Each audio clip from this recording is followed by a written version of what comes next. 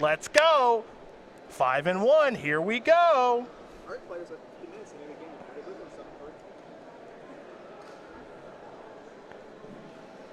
These players are going to be given the green light.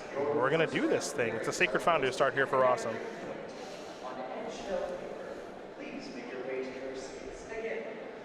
And I like this. Yeah. Well, so I like it and I don't. Is that weird to say? Well, I don't like going 18. Yeah, I was just about to say, I don't like that he had to take 2 damage to do it.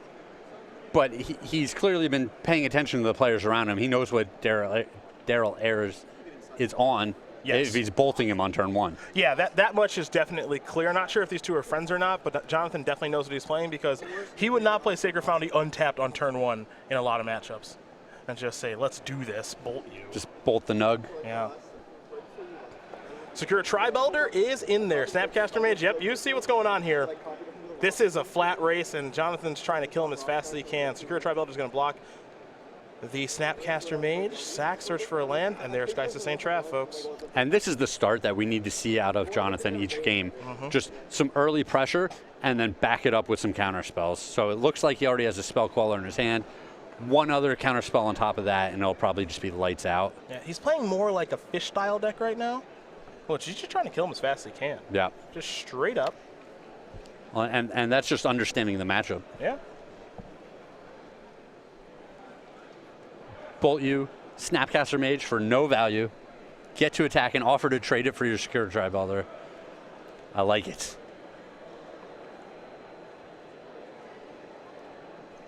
Let's see what Ayers wants to do on this turn. He's going to play an Explorer. Stomping Ground, he'll take 2. He's going to play a Prismatic Omen. Well, Ayers might be able to, I mean, he's got all mountains right now, so this is going to get kind of interesting here. Rosum's going to come across for 2, 4, let's make it 8. He's going to leave Spell Queller up along with Electrolyze. Ayers down to 6. Daryl going to draw a card. The Spell Queller in hand is pretty darn good. I guess the question is, can he get the Primeval? Does he have the land for Primeval Titan, I guess is the question.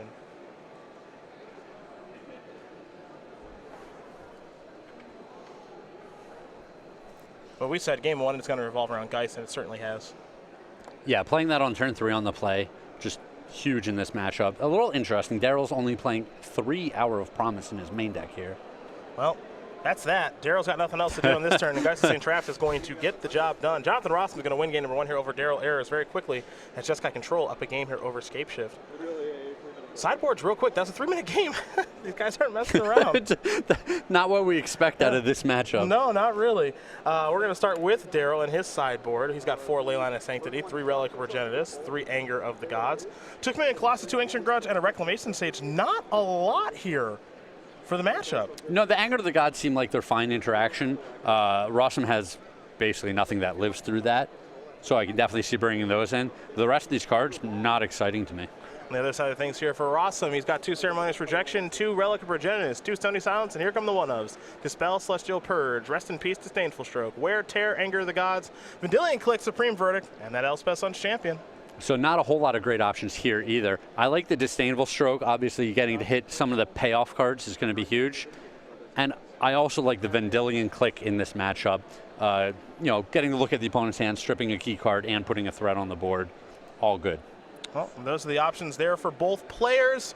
Game 1 was a quick one. We'll see if we have maybe a longer one for game number 2 and or 3. But that just means we'll have the opportunity to probably jump to a backup match this round, which is always good for our viewers at home. Let's talk about SCG Game Night real quick, which is a very popular program here at Star City Games. So we want to thank each and every one of you for participating in it and making it the special program that it has become. Every week in August, we got exclusive pins and tokens featuring our good friend Puggernot, the playful pup that will not be walled off. And if we take a look here at September, that's where we'll find our good friend Smell Snare stinking things up here in the month of September. And then in October, it is Vampire Night Fox. Go.starcitygames.com/game night for more information. And for you, you tournament organizers and store owners out there, you want to become a part of SCG Game Night, make sure you do contact your StarCityGames.com in-store programs representative. We'll take a moment to learn about our player who's going to be on the play here for game number 2. That's Daryl Ayers, who is an SCG Tour Open champion. Big fan of Scape Shift, and lands is Ayers, the 24-year-old from Virginia Beach, Virginia, not too far from here. He's got 6 open top 8s with 1 win with Teamer Delver in Philadelphia 2 years ago in January, where he got the job done with Curd Apes in the deck. Yeah, Curd Ape. Which, in that metagame, I know it sounds ridiculous. It is. It was better than Nimble Mongoose because you were treasure cruising. So, you didn't have a graveyard when you were treasure cruising. Sure. So there you go. First name is actually Steven, and he loves the word goulet for Robert Goulet, which became a Magic slang for a little while. It's dialed back a little bit, but it became a big deal for a short amount of time.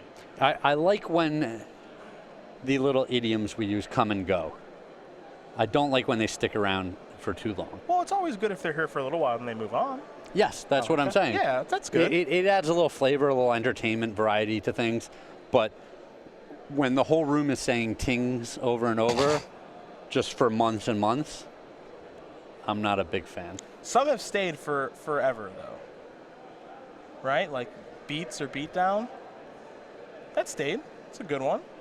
Given the beatdowns. Yes. Mize and tings, those have moved on. I was like a big Magic lingo aficionado. Yeah. I think it's just fun to say ridiculous things. So no. Yeah, believe it or not. So like goulet was like a big deal, like 2 years ago, I guess. Yep. With like Huey Jensen and a couple other people. And now, we've moved past that. It was pretty fun to say for a little while. But I'm glad we've all kind of, for the most part, have moved on. Yeah, like I said, I like it when these things show up. They're enjoyed for a little bit. Yeah. And then we all move on. They're said for way too long, like too much. The frequency in which when it's a thing, it's just they drive it into the ground. But I'm also guilty. It's Here's the Serum Visions off of Flooded Strings. Oh, Barn? You remember when Barn was? Yeah, Barn was a thing. Yeah. Short for Barnacle. 19 for Errors is going to search up a Stomping Ground. And we'll see Jonathan Scry 2 here after drawing a card from Serum Visions in just one moment, please. Hard to keep track of who's doing what. They're both just shuffling and searching. Picked up a Snapcaster Mage, now it's Scry 2. I think we may have a Logic not along with a land there. That's a good one. Yeah. Top and bottom, split them. And draw. Mountain, secure Tri-Builder. Let's go over to Rosum, which, as you know, rhymes with possum. Yep. Spire Bluff Canal. In for 1. Oh, yeah. Do him dirty with the Tri-Builder. Dude, a couple of those little shots here and there. Another Tri-Builder. Mm-hmm. And that's less you need to deal with your Scape Shifts. That's right. Snapcaster Mage is here. In there. Oh, there's a chump block. Yeah, he's going to search the land. No. Oh, yes. I love it. Yes, let's trade. I don't need a land. It's awesome. Oh, I love it. Going to sacrifice the Windswept Heath. But also from Rosum's side, what is he going to do with the Snapcaster Mage? You got to attack. Oh, you're definitely attacking. You just thought you were going to get the chump block and Daryl's going to search for a land, but Daryl isn't all ramp now. You see he's got a Relic of Progenitus. He's boarded in Anger of the Gods because he doesn't want to lose the Geist again, and he actually has a copy of Chameleon Colossus in hand, and you have to assume that Rosum has sideboarded out Supreme Verdicts and Path Exiles. So Colossus could just be game over by itself if it resolves. Yep, 2 attacks with a pump each time. Easy does it. That Secure Tri-Builder is going to untap too. Now Daryl will draw a card. In for 1 more. I love this plan.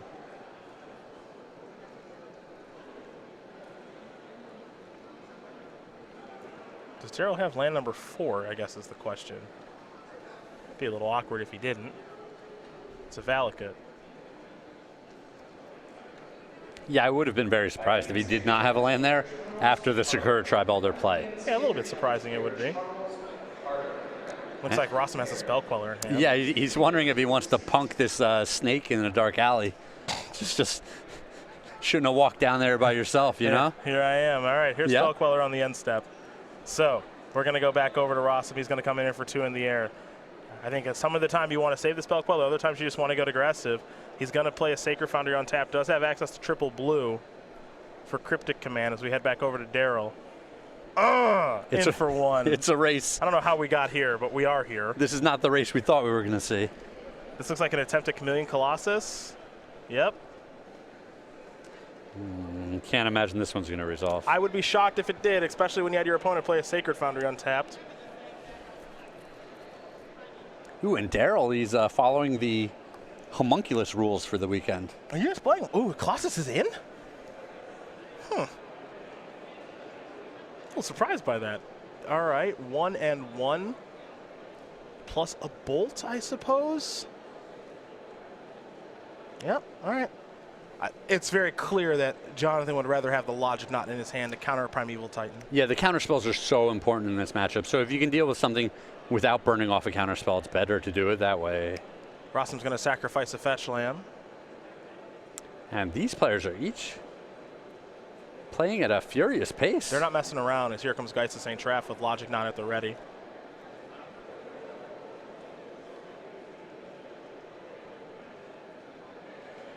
Now Daryl's going to say, I got to move past this Secure Tri-Builder beatdown plan. I got to go to the new plan. Well, and he does have Valakut in play. Yep. It's time to go to the new plan. And you said you saw a relic in his hand. His relic in his deck. Not sure if it's in his hand or not. Okay. Because it would be interesting if he leads out with relic. You know, Rosum might feel obligated to counter that because, you know, the Logic Knot gets much worse without a graveyard. Mm-hmm.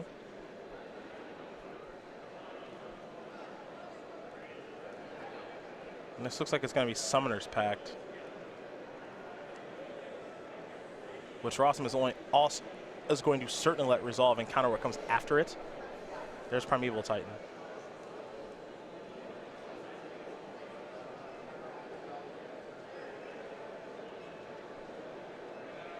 There's Cinderglade. Here's Prime Time.